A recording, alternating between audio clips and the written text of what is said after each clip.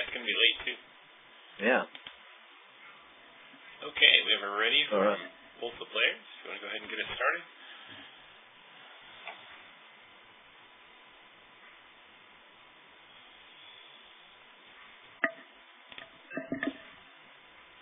Alright, sitting here in the load screen, we see that we have Chadbrochill Zerg and Amadorhi on Tal'Darim Altar LE. Generally considered a macro map. In the first 2 rounds of this best of 3, we saw both the players tending towards rather early expansions, and Amadorhi with his customary "let's go" starting off the match. He loves doing that, doesn't he?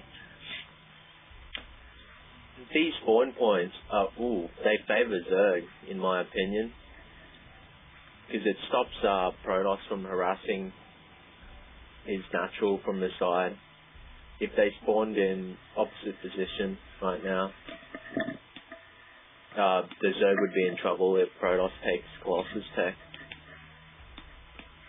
Yep, I like this a lot too, is Zerg for sure, to have a more, to have my natural essentially be kind of away from my opponent. And we do see the Protoss planning for a nice macro game and planning to take that expansion early. With this pylon placement here to wall off outside of his natural. We'll see if the Zerg decides to do something different or to take that fast expansion again. I think he can wall off completely with that pylon. I'm not quite sure with the new pylon. Oh, we have a pause, that's fine. Currently sitting at 13 drones and 11 probes. Purple ahead on APM this game. As we see, Protoss at 140 and Zerg at 90, kind of like the last game. Both these players being in Platinum League. In case you missed the first 2 games, this is a best of 3. It's currently tied at 1 of 1, so this is the money match right here. Whoever wins will be taking the best of 3 series. And our Zerg again going I'm for a curious fast to see what... Oh, it's not a Forge expand. He doesn't really like Forge expanding, does he? He doesn't. I think he'd be extremely vulnerable now to anything like an 8 pool or a 10 pool, anything with lots of lings early. Would easily he does know that his ally likes to expand first, takes his hatch, so I think he's using that to his advantage. They say hi to each other here, giving a little probe and drone high thought, splitting apart. He's doing his standard 2-gate opener again, which in my opinion is pretty safe. Yeah, although I think it's pretty safe. I think it delays him a lot for warp gate. I think some behind it. I'd really love to see him go push out with those first couple of zealots, or maybe get a zealot and a stalker and go trying to put some pressure on the Zerg. We see the cyber core going down. Switching over to the production tab. Spawning pool is now finishing for the Zerg. We'll see if he gets his customary 6 to 8 lings to start off with. I don't like his wall off here. It's too vulnerable to any Zerg speedlings just running around. I hope he gets a cannon up, Forge up soon and start putting down some cannons or he's going to be in trouble. Yeah, we haven't yet seen in this matchup the Zerg going ahead and producing a lot of lings and really trying to get in before the Protoss can build up a big army, but it would be very vulnerable here at 4 minutes and 30 seconds, somewhere in the 4:45 or 5 minute range. The pylon. Oh, yeah, end-base pylon going down. And the scout gets taken out. Oh, I see what's happening. He's boosting his gate once again. Not gate, sorry. His warp gate. I think he might actually... I don't think he's going to expand this game, Ron. We will see. He's stockpiling a tremendous amount of gas here, almost up to 400. Managing to do that with only 2 probes in his one assimilator. He does have a probe there, and he's saving up minerals. Oh, he does drop a Forge. A Nexus, sorry. Yeah, so he's planning on expanding. I don't know if I like that decision. I think he's in a position now where if he put down another gateway or Yeah, if he'd put down another gateway and continued to chrono boost this warp gate, that he could have mounted a sizable force, enough that two spine crawlers and a couple queens could have been taken down. But the Zerg does see everything. He has vision of everything. He sees the core, the 3 gates, the Nexus. He has an Overlord there. That's a bit risky. But I guess from what we've seen, he doesn't mind losing Overlords. So. Yep. Now he does have a robotics facility going down again in the main for the Protoss here. Something very similar. However, we do see some units moving out on the map. Some of this aggression or pressure that I was hoping for before, not bothering to check the tower though. If he went and killed that one Zergling, he could clear the tower. Perhaps there goes that encounter. Protoss here, there is in fact nothing else in the middle of the map. I think he should at least go poke up here and try to maybe take out a couple of those wings, but he seems to be comfortable sitting there next to the tower. Transferring some probes to the natural. I think his main problem is he's not transferring enough probes to the natural, and he's running out at his main, which is why he lost his first game. Well, I do see right now that he has the correct number. He has exactly 16 probes mining in his main, which is a 1-to-1. There's no diminishing return on that. So it's the right number as long as all of his future probes are directed towards the natural. And we do see, however, that any probes produced at his main will go to his main minerals instead of to his natural. And he is doing a double robo, so it'll be very interesting to see what he decides to get out of these. He's trying to take out that scout. He is producing a warp prism, Eki. It's going to be very interesting to see what he really? Wow. I would tend to think of that as going, yes, he's excited about something. His Overlord escaped. I missed that encounter. However, I would tend to think of here it is. Escape from that stalker. I would tend to think of a warp prism going along with some DTs, but I don't see any Templar archives, no Dark Shrine. I'm also not too excited about the fact that the Protoss player got supply blocked again in 60. I was wondering why there was no probe production going on in the main here, but he's got him queued up. Our Zerg player does have Overlords in the right spot to spot his prism. If he doesn't hug the edge. Oh, is he really going to do an Immortal drop? Wow. He is. He's going to drop some He's going to do a 2 Immortals. Now, I don't know about you, but I think have you seen that before? I've never seen 2 Immortal drops, ever. Well, what I think that is, with 30 lings, I think those Immortals will be dead in the water and won't even get to kill anything. We do see the Zerg going towards roaches. He's got 3 of those up now. He has an infestation pit and double evos, so our Zerg is getting the 1-1 upgrades for the roaches. He's getting roach speed underway right now. This gateway has just been sitting there doing nothing for a very long time. I don't think he can actually afford these 2 robos at the moment. We see a very interesting engagement going on here in the middle as the Zerg gets force fielded back. Not before he kills a few of the Protoss units. And if it were me, I'd be running around those force fields chasing down that little army. There's so much gas tied up in those 5 sentries. He does not have Zergling speed ready yet, so he would have even needed it to pick off some of those sentries. He is moving with his roaches down probably to kill this rock so he can take his third. Going to engage in it here. He does see the warp prism coming over. He's got to have vision of it, and the Protoss turns away. Oh, we did have vision of it. Yeah, he had to have seen it, but I think it's back out of range again. Just sitting there. And I believe he's going to bring it back to his army, deciding that he can't approach through that path.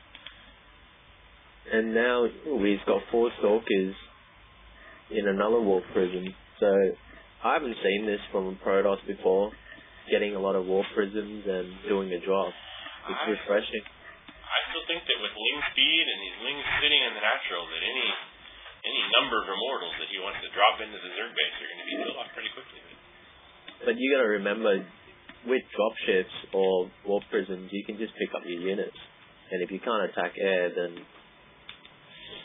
if you drop in the right spot and kill the queen off, then that's it. I believe we have the answer to that, as we have a Spire going up in the Zerg main.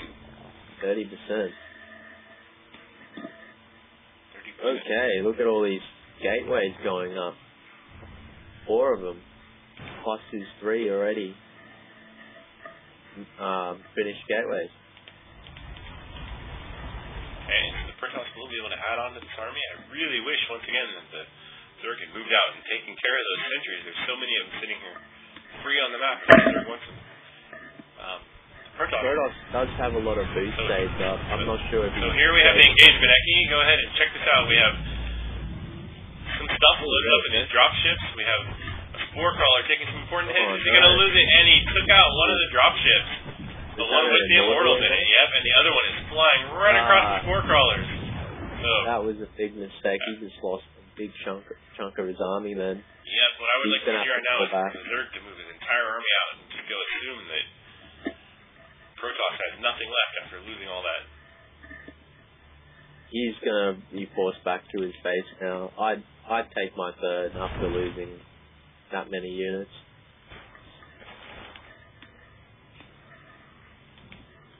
We see some burrowed infestors moving across the middle of the map and stopping and moving again and going to go check just in case.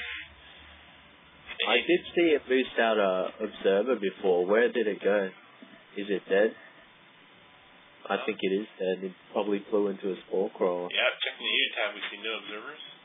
I think if I were the Protoss before committing so much of that army to an attack in those warp prisons, I think I would have used an observer to go check out and see where I was going.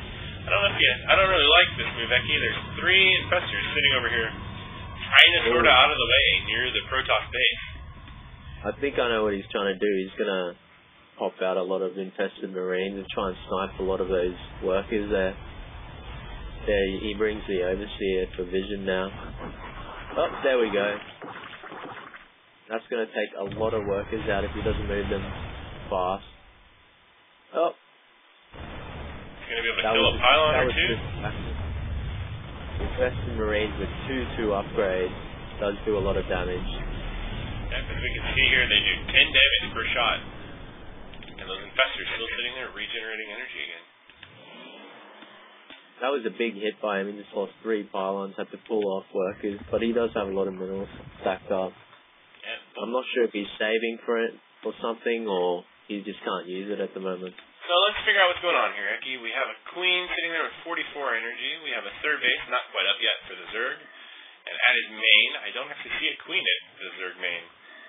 So I'm trying to figure out where the queens are on the map and why it is that they're not able to do the inject larvae so that he can spend this money and go ahead and max out. I think he's about to do a massive attack because there's 5 queens in the middle. Okay, now he's running 2 back base now to do injects. I think he did make a mistake and bring those queens down there by accident.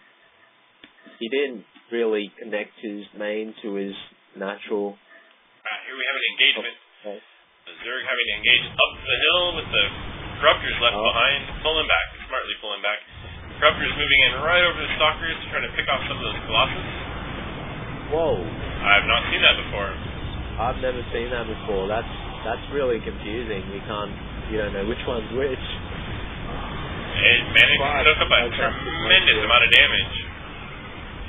Oh, he does pull back. I'd like to see him use these lings. He's got lings or drones sitting here burrowed. And he does have just enough roaches with good 2-2 upgrades going to destroy the 1-1 Stalkers. I wish he'd bring all of his lings into the battle. Those roaches are going to get destroyed by those ling Stalkers. Now we do see the situation here where the Zerg should have the ability to reproduce a tremendous amount. I would use that 2,200 minerals and 600 gas to produce a whole bunch of roaches and just go kill the Protoss, but we will see what happens. Looking at the production tab, we see 10, 13, 14, some roaches coming into production. And we also see a bunch of spine crawlers who are getting ready to finish.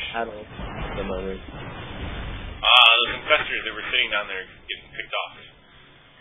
Oh, he finally has observer with it. Oh, he has 2 observer with his army. Here we see an engagement by a couple of units, and the spine crawlers kind of buying a little bit of time for the Zerg to get these roaches in here, and a bunch of Corruptors going to basically one-shot that Colossus. I would love to see some blink micro here. He's kind of just losing units for free when he got the tech. Yeah, Yep, or even just there's a little bit of blink to pull back, but Zerg in a much better position. Bringing the corruptors along without using corruption.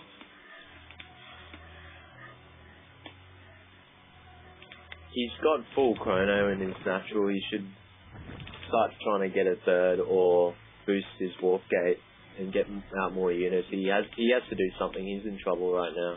He just ran out. Okay, so we do see the Greater Spire starting to get out for the Zerg. He has the hive. He's on the 3 bases. He's got almost no saturation in his third, however. I'd love to see 20 drones down here instead of being turned into spine crawlers in the middle. I was just about to say that it's a lot of corruptors to handle a few immortals. I mean, they've built a few colossus, but he is getting Greater Spire, so we're going to see some brood lords soon, I'm guessing. Yeah, he's going to move these 4 drones to go do something, perhaps build some more spines instead of mining like it like. He's running them over here to the upper right. Not sure where he's going with it. Oh, Protoss is ninjaing and expand. Yeah, which is interestingly the direction those drones are heading, so they're both kind of moving the same way. I would take the expansion to the far upper left if I were the Zerg. He's also expanding to his north. They're both north. trying to ninja an expansion, I think. I think at 150 foot for the Zerg and 100 foot for the Protoss, we could see a final engagement here that would end this, but drawing it out a little longer. You see up the top where there's a drone and a probe just chilling out next to each other. Hanging out, saying hi again. It looks looks like the Protoss used another warp prison to drop that probe there and then didn't build with it. Alright. There are 4 drones just sitting there at the right top corner natural, just doing nothing. Yeah, the Protoss actually has a lot of units doing nothing. We see 3 stalkers sitting right outside here. Oh, no, he's finally pulling most of them together, but leaving 4 stalkers behind. And grouping up his forces. Is he going? I didn't think that's a good idea. He's leaving his main undefended. Here we go. Well, he does have the eye, so he will perhaps use it moving in. He's got 2 colossus out of position here. Now, these 6 brood lords with those nice upgrades can do a lot of damage. There they go, picking off the pylon. Hitting an extractor. I'd like to see him really move those in and start picking off workers. And the other engagement, the more important engagement, being all of these roaches up against some stalkers and some... Oh! He almost hit the Colossus. And we see most of those brood lords just sitting there idle. Oh no. He's gonna lose his Colossus to a couple broodlings. Colossus sitting here with 35 shield, or 35 life being 3 in his dead. Oh. Queen getting taken out up at the front, but that's a lot of roaches. Like 1 hit on that Colossus and that would be the end of that engagement. I honestly think it's been GG for a while. There we go. Alright. Zerg player takes the best of 3. Replay saved. They were actually decent players. Yeah, I think they both did a great job, and we thank them both for participating in our first cast of a 3v3, or a best of 3 in a 1v1. And to anybody watching, Ekina will be doing more casting in the future and more team matches as we both play a lot of team games. So. Well, this is actually one of our first casts together, so we're out of practice, and we've never casted together before. So thank you anyone that's watching, and thank you to the players, Chadbrochill. Thanks guys, thanks for watching.